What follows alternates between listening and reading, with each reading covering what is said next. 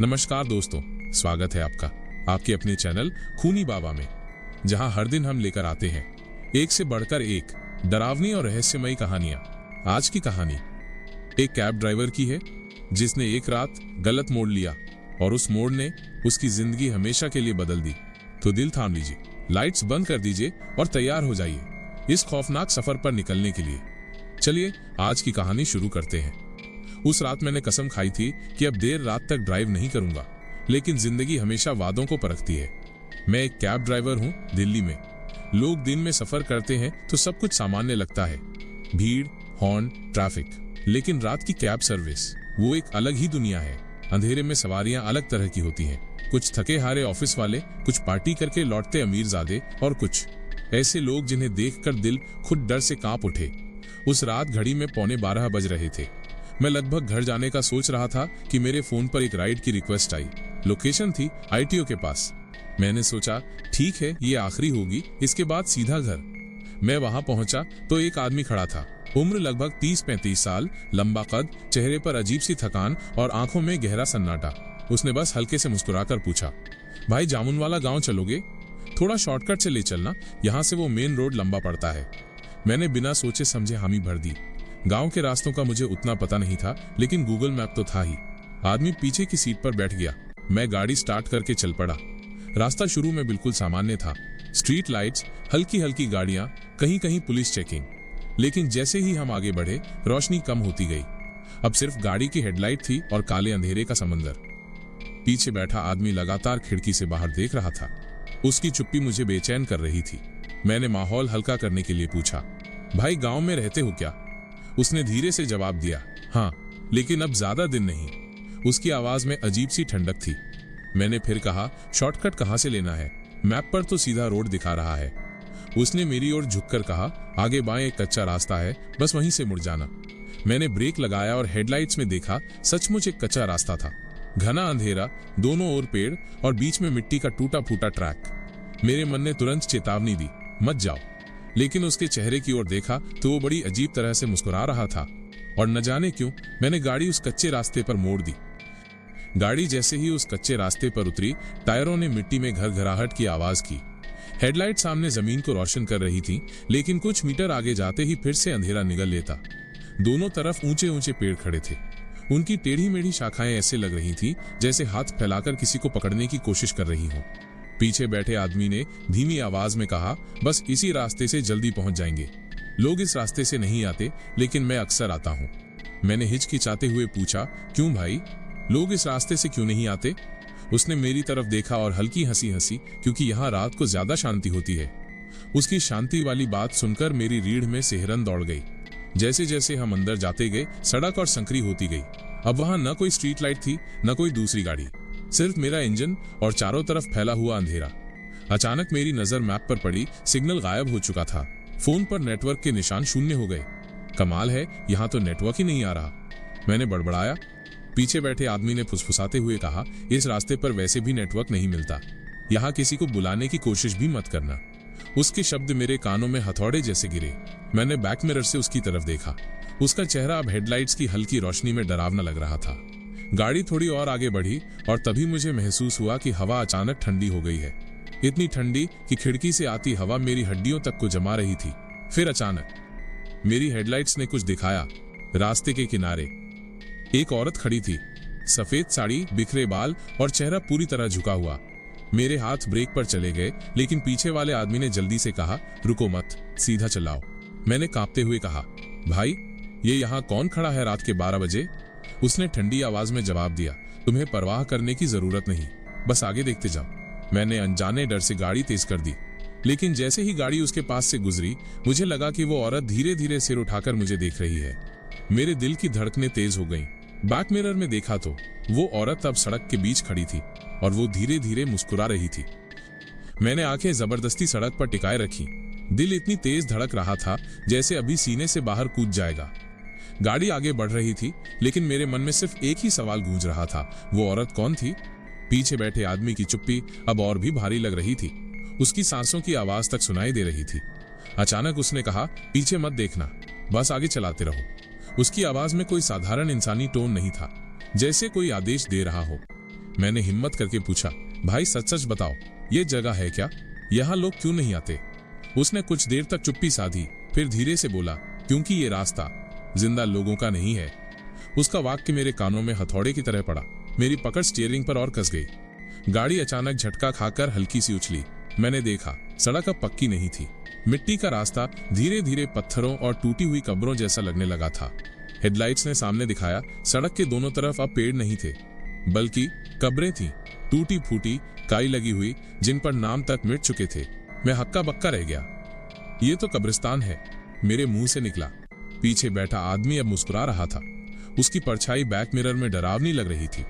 मैंने तुरंत गाड़ी रोकनी चाहिए, लेकिन गाड़ी रुक ही नहीं रही थी। ब्रेक दबाने पर भी गाड़ी अपने आप आगे बढ़ती जा रही थी। ये क्या हो रहा है? ब्रेक काम क्यों नहीं कर रहे? मैं चिल्लाया। वो आदमी धीरे धीरे बोला, मैंने कहा था ना, अब पीछे मुड़ने की कोई जरूरत नहीं। अचानक मैंने महसूस किया कि पीछे से कोई मेरे कंधे पर हाथ रख रहा है, लेकिन बैक मिरर में साफ दिख रहा था वो आदमी अपनी सीट पर बिल्कुल स्थिर बैठा था। तो फिर ये हाथ किसका था? मैंने डर के मारे गर्दन घुमाई। पीछे सिर्फ अंधेरा था, लेकिन अगले ही पल हेडलाइट्स ने सामने रास्ते पर वही सफेद साड़ी वाली औरत दिखा दी। अब की बार वो सड़क के बीच खड़ी थी, दोनों हाथ फैलाकर, जैसे गाड़ी को रोकना चाहती हो। गाड़ी की हेडलाइट सीधा उस औरत पर पड़ी। वो सड़क के बीचों बीच खड़ी थी, जैसे किसी ने जमीन में गाड़ दिया हो। उसके बाल बिखरे हुए, चेहरे पर गहरा साया और दोनों हाथ फैले हुए। मेरे हाथ कांपने लगे। मैंने ब्रेक दबाए, लेकिन गाड़ी वैसे ही दौड़ती रही। ये गाड़ी रुक क्यों नहीं रही? मैंने पीछे बैठे आदमी से चिल्लाकर पूछा। वो आदमी अब शांत था। जवाब में सिर्फ इतना कहा, क्योंकि अब तुम गलत रास्ते पर हो। मेरे माथे से पसीना टपकने लगा। मैं समझ नहीं पा रहा था कि ये आदमी कौन है और मुझे कहां ले जा रहा है। गाड़ी उस औरत के बेहद करीब आ चुकी थी। मैंने सोचा अब टक्कर होगी, लेकिन जैसे ही गाड़ी उससे टकराने वाली थी, वो औरत अचानक हवा में गायब हो गई। गाड़ी बिना अटकाव आगे निकल गई। मेरी सांस अटक गई। दिल इतना जोर से धड़क रहा था कि जैसे सीना फाड़ दे। ये क्या था? मैंने हांफते हुए पूछा। उस आदमी ने धीरे से फुसफुसाया, वो इस रास्ते की रखवाली करती है, हर कोई उसकी आंखों में नहीं देख पाता। तुम बच गए। मैं कांपते हुए बोला, भाई प्लीज मुझे यहीं छोड़ दो, मैं आगे नहीं जाऊंगा। उसने हंसते हुए कहा, अब रुकना तुम्हारे हाथ में नहीं है, रास्ता खुद चुन चुका है। मेरी रीढ़ में ठंडी लहर दौड़ गई। सड़क अब और अजीब लगने लगी थी। दोनों तरफ कब्रें और भी नजदीक आ चुकी थीं, जैसे वो गाड़ी के साथ साथ चल रही हों। कुछ कब्रों से हल्की हल्की रोशनी निकल रही थी। मुझे लगा मैंने उन कब्रों से किसी के हाथ बाहर आते देखे। गाड़ी अपने आप और गहरी अंधेरी दिशा में बढ़ती जा रही थी। इंजन की आवाज भी बदल चुकी थी। ऐसा लग रहा था जैसे गाड़ी सड़क पर नहीं, बल्कि किसी खोखली जमीन पर दौड़ रही हो। तभी अचानक हेडलाइट्स ने सामने कुछ दिखाया। सड़क के बीच एक पुराना लोहे का गेट था। उस पर जंग लगी हुई थी और ऊपर बड़े बड़े अक्षरों में लिखा था, शमशान घाट। मेरे मुंह से चीख निकल गई। ये क्या जगह है? पीछे वाला आदमी अब जोर से हंस पड़ा। उसकी हंसी ऐसी थी जैसे कोई इंसान नहीं, बल्कि जानवर गुर्राकर हंस रहा हो। उसने धीरे से कहा, यही तुम्हारा असली मंजिल है। गाड़ी उस पुराने जंग लगे गेट के सामने आकर अपने आप रुक गई। मैंने ब्रेक नहीं दबाया था, फिर भी गाड़ी ठहर गई। सन्नाटा ऐसा था कि इंजन की धीमी सी गड़गड़ाहट भी कानों को चुभ रही थी। मैंने कांपती आवाज में पीछे बैठे आदमी से कहा, भाई ये जगह क्यों आ गए हम? मैंने तो सिर्फ गांव तक छोड़ने का वादा किया था। वो धीरे धीरे हंसा। गांव तो यही है, लेकिन जिंदा लोगों का नहीं। उसकी बात सुनकर मेरा दिल बैठ गया। मैंने बैक मिरर में देखा, उसके चेहरे पर अब अजीब सा बदलाव था। आंखें लाल जैसे अंगारों की तरह जल रही हों, त्वचा पर हल्की हल्की दरारें जैसे कोई पुराना पत्थर हो। मैंने घबराकर गाड़ी का दरवाजा खोलने की कोशिश की, लेकिन दरवाजा अंदर से बंद हो चुका था। लॉक अपने आप खिसक गया था। मैं चिल्लाया, मुझे छोड़ दो, मैं यहाँ क्यों आया हूँ? मैं तो बस ड्राइवर हूँ। उसने ठंडी सांस छोड़ी और बोला, कभी कभी ड्राइवर ही सबसे अहम होता है, क्योंकि वो रास्ता चुनता है और तुमने गलत रास्ता चुना। मेरा पूरा शरीर कांप रहा था। गेट अपने आप चरमराते हुए खुल गया। अंदर अंधेरा था, लेकिन हेडलाइट्स ने दिखाया सामने शमशान घाट फैला हुआ था। जली हुई लकड़ियों की गंध, राख का धुआं और चारों तरफ बिखरे पत्थर। मैंने देखा वहां कोई नहीं था, लेकिन चिताओं से हल्की हल्की राख उड़ रही थी, जैसे अभी अभी कोई जलाया गया हो। गाड़ी अपने आप अंदर जाने लगी। मैं चिल्लाता रहा, नहीं नहीं, मैं यहाँ नहीं आना चाहता, लेकिन स्टीयरिंग मेरे हाथ से जैसे छिन चुका था। इंजन खुद चल रहा था और फिर अचानक मुझे महसूस हुआ गाड़ी की पिछली सीट पर सिर्फ एक आदमी नहीं बैठा था, वहां 3 और साए बैठे थे। उनके चेहरे नहीं थे, बस काली परछाइयां, लेकिन उनकी आंखें अंगारे की तरह लाल थीं। मैं घबराकर पीछे मुड़ा और तभी वो आदमी धीरे धीरे मेरी तरफ झुकते हुए बोला, आज रात तुम अकेले नहीं हो। उसके शब्दों के साथ ही गाड़ी सीधा शमशान घाट के बीचों बीच पहुंच गई और मैंने देखा कब्रों और चिताओं के बीच दर्जनों साए खड़े थे। सब एक साथ मेरी तरफ मुड़कर देख रहे थे। गाड़ी जैसे ही शमशान घाट के बीचों बीच रुकी, इंजन अपने आप बंद हो गया। चारों तरफ सन्नाटा था, लेकिन उस सन्नाटे में एक अजीब सी कराह सुनाई दे रही थी, जैसे सैकड़ों लोग एक साथ दर्द में रो रहे हों। मेरे हाथ पांव सुन्न पड़ चुके थे। मैं धीरे धीरे बाहर देखने लगा। सामने राख और अधजली लकड़ियों के बीच दर्जनों साए खड़े थे, कोई पूरा इंसानी आकार लिए हुए तो कोई बस धुएं की तरह हवा में तैरता हुआ। उनकी लाल लाल आंखें अंधेरे को चीरकर सीधे मेरी ओर देख रही थी। मेरे होठ कांपने लगे। ये सब कौन है? पीछे बैठे आदमी ने धीरे धीरे कहा, ये सब वो लोग हैं जो इस रास्ते पर आए लेकिन कभी वापस नहीं गए। ये वही ड्राइवर, यात्री और मुसाफिर हैं जिन्होंने गलत मोड़ लिया। मेरे गले से चीख निकलने ही वाली थी कि अचानक मुझे महसूस हुआ गाड़ी का दरवाजा अपने आप खुल गया। ठंडी हवा का झोंका अंदर आया और उसके साथ राख की गंध। मैं दरवाजा पकड़कर चिपक गया। मैं बाहर नहीं जाऊंगा। तभी साए धीरे धीरे गाड़ी के करीब आने लगे। उनके कदमों की आवाज नहीं थी, लेकिन हर एक साया मेरी हड्डियों तक डर पहुंचा रहा था। पीछे वाला आदमी मुस्कुराया और फुसफुसाया, बाहर तो आना ही पड़ेगा, ये लोग इंतजार कर रहे हैं तुम्हारा। मैंने पूरा जोर लगाकर गाड़ी का दरवाजा खींचकर बंद कर दिया और इंजन स्टार्ट करने की कोशिश की। चाबी घुमाई, कुछ नहीं हुआ। फिर से घुमाई, इंजन ने घरघराहट की, लेकिन चालू नहीं हुआ। तभी मैंने बैक मिरर में देखा, पीछे सीट पर वो आदमी अकेला नहीं था। उसके चारों ओर धुआं इकट्ठा हो चुका था और धीरे धीरे वो धुआं चेहरे बना रहा था, खाली आंखों वाले चेहरे जो मुझे घूर रहे थे। मैंने चीख मारकर आंखें बंद कर ली। अचानक गाड़ी की हेडलाइट अपने आप बंद हो गई। अब सिर्फ अंधेरा था और उस अंधेरे में सैकड़ों फुसफुसाहटें गूंजने लगी। आजा, आजा, अब तू भी हमारा हिस्सा है। मैं कांपते हुए चिल्लाया, कौन हो तुम लोग? मुझे छोड़ दो। अचानक एक साया गाड़ी की खिड़की से सट गया। उसका चेहरा कांच से चिपका और मैंने देखा वो सड़ा गला इंसान था जिसकी आंखें बाहर लटक रही थी। मैं पागलों की तरह इंजन घुमाता रहा और तभी गाड़ी अचानक अपने आप स्टार्ट हो गई। हेडलाइट्स जल उठी, लेकिन सामने का नजारा देखकर मेरी रूह कांप गई। अब सड़क नहीं थी, सिर्फ कब्रों की लंबी कतार थी और गाड़ी उसी पर दौड़ने लगी। गाड़ी कब्रों के ऊपर ऐसे दौड़ रही थी जैसे वहां सचमुच कोई सड़क बिछी हो, लेकिन हर झटके के साथ मुझे साफ महसूस हो रहा था कि नीचे खालीपन है, जैसे मैं किसी गहरे गड्ढे पर भाग रहा हूं और कभी भी जमीन टूट सकती है। सामने बैठे यात्री की परछाई अब और बदल चुकी थी। उसके कपड़े काले धुएं में घुल चुके थे, चेहरा आधा गायब, बस दो जलती हुई आंखें बची थी। वो लगातार मुस्कुरा रहा था, उसकी हंसी हवा में गूंज रही थी। कितनी तेज भागोगे? ये रास्ता कभी खत्म नहीं होगा।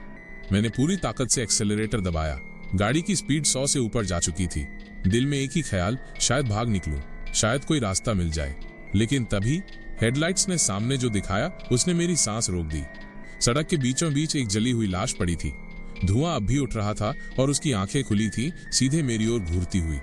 मैंने घबराकर गाड़ी मोड़नी चाही, लेकिन स्टीयरिंग ने जैसे मेरा साथ छोड़ दिया।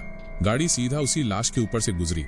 उस पल मुझे ऐसा लगा जैसे किसी ने मेरी छाती में हाथ डालकर मेरी सांस खींच ली हो। एक सेकंड के लिए मेरी आंखें अंधी हो गईं। देखा, पीछे से आवाज आई, ये वही है जो पिछले ड्राइवर ने किया था। अब तेरी बारी है। मैंने कांपते हुए कहा, मैंने कुछ नहीं किया, मैं तो बस काम कर रहा था, मैं दोषी नहीं हूं। वो धीरे धीरे झुककर मेरे कान के पास बोला, गलत रास्ता चुनना सबसे बड़ा दोष है। मेरी आंखों से आंसू निकल आए। मैंने भगवान को पुकारा, हे राम, मुझे यहां से निकालो, प्लीज बचा लो। और तभी एक चमत्कार हुआ। गाड़ी की हेडलाइट्स अचानक तेज चमक उठी, इतनी तेज कि आसपास के सारे साए एकदम पीछे हट गए। उनकी चीखें गूंजने लगी, नहीं, रोशनी नहीं। मेरा दिल जोर जोर से धड़क रहा था। मैंने उसी वक्त स्टीयरिंग घुमाया और अचानक गाड़ी जोर से झटके के साथ किसी दूसरी सड़क पर आ गिरी। मैंने चारों तरफ देखा, अब वहां न कब्रें थी न साए, बस एक सुनसान हाईवे था जिस पर स्ट्रीट लाइट्स जल रही थी। मेरी सांस अटकी हुई थी। मैंने बैक मिरर में झांका, पीछे की सीट खाली थी, कोई नहीं था। मेरे हाथ अब भी स्टीयरिंग पर कांप रहे थे। गाड़ी हाईवे पर दौड़ रही थी और चारों तरफ वही रोशनी, वही सामान्य सड़क। ऐसा लग रहा था जैसे मैं किसी बुरे सपने से बाहर आ चुका हूं। मैंने गहरी सांस ली और खुद से बड़बड़ाया, थैंक गॉड, बच गया। लेकिन दिल अब भी मानने को तैयार नहीं था। बैक मिरर की तरफ मेरी नजर बार बार जाती, खाली सीट देखकर राहत मिलती, लेकिन हर बार लगता कि शायद अभी कोई फिर से बैठ जाएगा। घड़ी देखी, रात के 2:45, मतलब पूरा 2 घंटे। मैं कहाँ था? क्या सचमुच में शमशान घाट में चला गया था, या ये सब मेरी आंखों का धोखा था? मैं सोच ही रहा था कि अचानक फोन बज उठा। नेटवर्क वापस आ चुका था। मैंने कांपते हाथों से फोन उठाया। स्क्रीन पर नाम आया, अननोन नंबर। मैंने हिचकिचाकर रिसीव किया। उधर से वही आवाज आई, वही आदमी का, धीमी, ठंडी, सीधी रीढ़ में उतर जाने वाली। सोचा बच निकले। मेरी रूह कांप गई। मैंने चीखते हुए फोन फेंक दिया, लेकिन स्पीकर से अब भी आवाज गूंज रही थी, गलत मोड़ लेने वालों को कोई नहीं बचा सकता, कोई नहीं। गाड़ी का इंजन अचानक झटके से बंद हो गया। मैंने चाबी घुमाई, कुछ नहीं हुआ। सड़क पर सन्नाटा छा गया। सामने जो मैंने देखा उसने मेरी सांस रोक दी। सड़क के किनारे वही कच्चा रास्ता दिखाई दिया, वही जहां से सब शुरू हुआ था। और उस रास्ते के मुहाने पर वो सफेद साड़ी वाली औरत खड़ी थी, बाल अब भी बिखरे, चेहरा झुका हुआ, लेकिन इस बार उसकी उंगलियां सीधी मेरी ओर इशारा कर रही थी। मैं पसीने पसीने हो गया। मेरे होंठ खुद ब खुद बड़बड़ाने लगे। हे भगवान, क्या मैं कभी बच पाऊंगा? और तभी पीछे से वही आवाज फुसफुसाई, अब बचने का सवाल ही नहीं है, क्योंकि तू अब इस रास्ते का हिस्सा बन चुका है। मैंने कांपते हुए बैक मिरर में देखा। पीछे की सीट पर वो आदमी फिर से बैठा था। उसकी आंखें लाल चमक रही थीं। पीछे बैठे उस आदमी की लाल आंखें बैक मिरर में चमक रही थीं। वो अब इंसान नहीं लग रहा था। उसके होठों पर वही ठंडी मुस्कान थी, जैसे मेरी हर धड़कन पर उसका हक हो। मैं बुरी तरह कांपते हुए बोला, तुम आखिर हो कौन? उसने धीरे धीरे जवाब दिया, मैं वही हूँ जो हर ड्राइवर को एक बार जरूर मिलता है, जिसने भी लालच या गलती में इस रास्ते पर कदम रखा। वो मेरा हो गया। मेरे होंठ सूख गए। लेकिन मैंने तो बस तुम्हें शॉर्टकट से छोड़ने की कोशिश की थी। मैंने कुछ गलत नहीं किया। वो हंस पड़ा। गलत मोड़ ही सबसे बड़ा गुनाह है, क्योंकि ये रास्ता कभी वापसी की इजाजत नहीं देता। मेरे पैरों तले जमीन खिसक गई। तभी गाड़ी अपने आप चलने लगी। इंजन बंद था, फिर भी पहिए घूम रहे थे। गाड़ी धीरे धीरे उसी कच्चे रास्ते की ओर मुड़ रही थी, वही रास्ता जो कब्रिस्तान और शमशान घाट की तरफ जाता था। मैं चीख पड़ा, नहीं, मैं वापस नहीं जाऊंगा। मैंने दरवाजा तोड़कर कूदने की कोशिश की, लेकिन हैंडल हिल भी नहीं रहा था, जैसे दरवाजा किसी अदृश्य ताकत से बंद कर दिया गया हो। पीछे से उसकी आवाज आई, तू अब कैदी है, और कैदियों की मंजिल सिर्फ एक है, मौत। गाड़ी धीरे धीरे उसी अंधेरे रास्ते में समाने लगी। दोनों तरफ पेड़ ऐसे झुक रहे थे जैसे मेरी कब्र खोदने के लिए तैयार हों। अचानक सामने वही सफेद साड़ी वाली औरत फिर दिखाई दी, लेकिन इस बार उसका चेहरा साफ दिख रहा था, आधा जला हुआ, काला पड़ा हुआ, और उसकी खाली आंखों से धुआं निकल रहा था। वो हाथ उठाकर गाड़ी की ओर इशारा करने लगी। गाड़ी रुक गई। मेरे कानों में एक साथ सैकड़ों आवाजें गूंजने लगी, अब तू भी हमारा हिस्सा है, अब तू भी। मेरी सांसें तेज हो गईं। मैंने आंखें बंद करके भगवान का नाम लेना शुरू किया। हे राम, मुझे बचा लो, मैं निर्दोष हूँ। उस पल अचानक हवा में अजीब सी खामोशी छा गई। पीछे वाला आदमी अचानक सन्नाटे में बैठ गया। वो औरत भी हिलना बंद कर दी, और तभी सामने तेज प्रकाश फूटा, इतना तेज कि मेरी आंखें जलने लगी, जैसे किसी मंदिर की घंटियों के साथ रोशनी हर दिशा से बरस रही हो। साये चीखने लगे। पीछे वाला आदमी गुर्राया, नहीं, ये संभव नहीं। मैंने हिम्मत करके आंखें खोली। सामने सड़क नहीं थी, बल्कि एक छोटा सा मंदिर दिखाई दिया। उसमें जलती हुई आरती और एक पुजारी मंत्र पढ़ रहा था। गाड़ी अचानक मंदिर के सामने रुक गई। मेरी सांसें इतनी तेज चल रही थी कि जैसे छाती फट जाएगी। पीछे देखा, वो लाल आंखों वाला आदमी अब तड़प रहा था। उसका पूरा शरीर धुएं में बदलने लगा था। उसकी चीखें मंदिर की घंटियों में घुलकर गूंज रही थी। मैं हड़बड़ाकर बाहर निकला। पहली बार दरवाजा आसानी से खुल गया। मैं मंदिर की सीढ़ियों पर दौड़ पड़ा। अंदर बैठे बूढ़े पुजारी ने मेरी हालत देखी। उन्होंने तुरंत गंगाजल मेरे ऊपर छिड़का और ऊंची आवाज में मंत्र पढ़ने लगे। जैसे ही गंगाजल मेरी त्वचा पर पड़ा, मुझे लगा किसी ने बर्फ की ठंडी लहर डाल दी हो। मेरे कानों में वो सब साए चीखने लगे, उसे मत बचाओ, वो हमारा है, उसने गलत मोड़ लिया है। पुजारी गरज कर बोले, गलत मोड़ इंसान लेता है, लेकिन राह सीधी करने वाला भगवान होता है। जा, अब तू आजाद है। जैसे ही उन्होंने आखिरी मंत्र पूरा किया, मंदिर के बाहर से जबरदस्त हवा चली। सफेद साड़ी वाली औरत एक झटके से हवा में उठी। उसकी आंखों से धुआं निकलकर आसमान में समा गया, और पीछे वाला आदमी पूरी तरह राख बनकर गायब हो गया। सड़क पर फिर वही सन्नाटा था, लेकिन इस बार वो मौत का सन्नाटा नहीं, बल्कि राहत का सन्नाटा था। मैं घुटनों के बल मंदिर की सीढ़ियों पर गिर पड़ा। मेरी आंखों से आंसू बह निकले। बाबा, अगर आप ना होते तो मैं आज जिंदा नहीं रहता। पुजारी ने बस मुस्कुराकर कहा, बेटा, याद रखना, रात के सुनसान रास्ते हमेशा छलावा होते हैं, गलत मोड़ सिर्फ गाड़ी का नहीं, जिंदगी का भी हो सकता है। उनके शब्द मेरे दिल में पत्थर की तरह बैठ गए। आज भी जब मैं कैब चलाता हूँ और कोई यात्री कहता है, भाई ये शॉर्टकट से ले चलो, तो मेरी रीढ़ में सिहरन दौड़ जाती है। मैं सिर्फ एक ही जवाब देता हूँ, साहब, शॉर्टकट हमेशा सबसे लंबा और सबसे खतरनाक रास्ता होता है। और जब रात को अकेला ड्राइव करता हूँ तो मेरी नजर कभी बैक मिरर पर नहीं जाती, क्योंकि मुझे डर है कहीं पीछे की सीट पर वो लाल आंखों वाला आदमी फिर से ना बैठा हो। तो दोस्तों, ये थी कहानी द रॉन्ग टर्न की। क्या आपने कभी अकेले सुनसान सड़क पर कैब ली है? क्या आपको भी कभी बैक मिरर में अजीब साए दिखाई दिए हैं?